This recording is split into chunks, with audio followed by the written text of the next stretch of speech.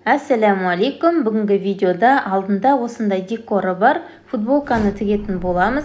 Алдымен каналға тіркеліп, қоңыраушаны басуды ұмытпаңыздар. Видеоны соңына дейін қараңыздар.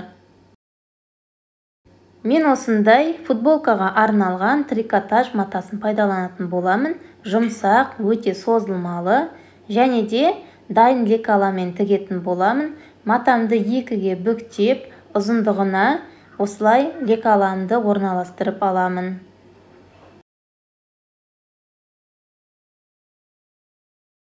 Осылай орналастырып, жан-жағынан инемен түйрелеп аламын. Содан кейін матаға арналған фломастермен жан-жағынан 1 см қалдырып, осы төменгі жағынан 3 см қалдырып, осылай сызып алдым. Осы сызған бөліктерді енді қайшымен қиып алатын боламын.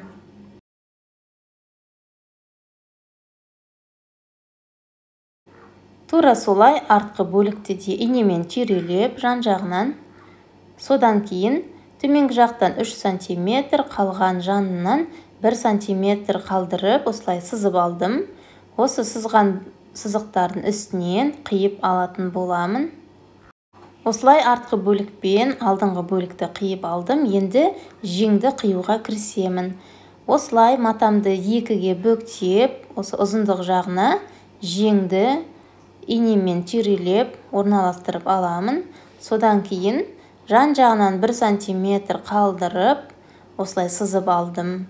Осы сызған сызықтардың үстінен қиып аламыз.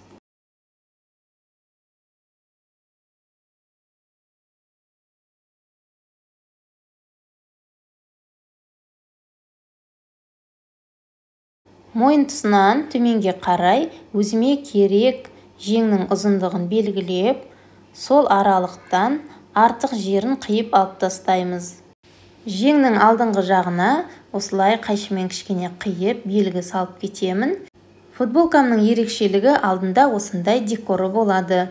Осындай декордың тігілу жолы менің каналымда видеосы бар, қарап шықсаңыз болады.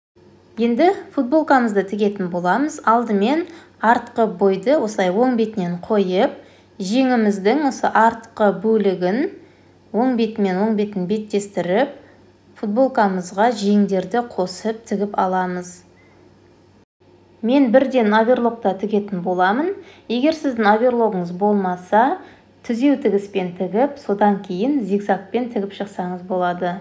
Мінекей, біздің футболкамыздың артқы бойын тігіп алдық. Енді алдыңғы бойды қосып тігеміз. Ол үшін оң бетін осылай беттестіріп, жеңге қондырып, осылай бір-біріне сәйкестендіріп тігіп аламыз.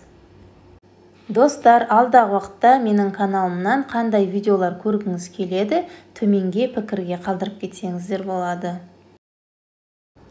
Енді футболкамыздың осы жан тігістерін тігіп аламыз. Ол үшін қолтық тігістерін бір-біріне сәйкестендіріп, осылай оверлокқа салып тігіп алатын боламын. Қолтық тігістерін төменге қарай жатқызып, осылай тігіп аламыз. Бізде осындай әдемі тігіс пайда болды. Енді тура осылай екінші жағында тігіп аламын.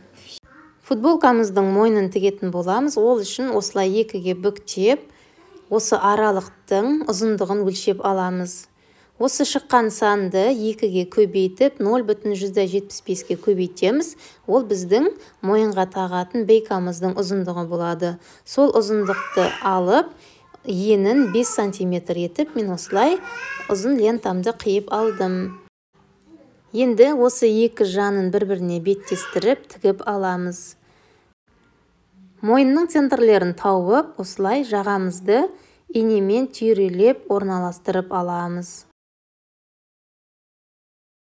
Енді оверлокқа салып, айналдырып отырып тігіп алатын боламыз.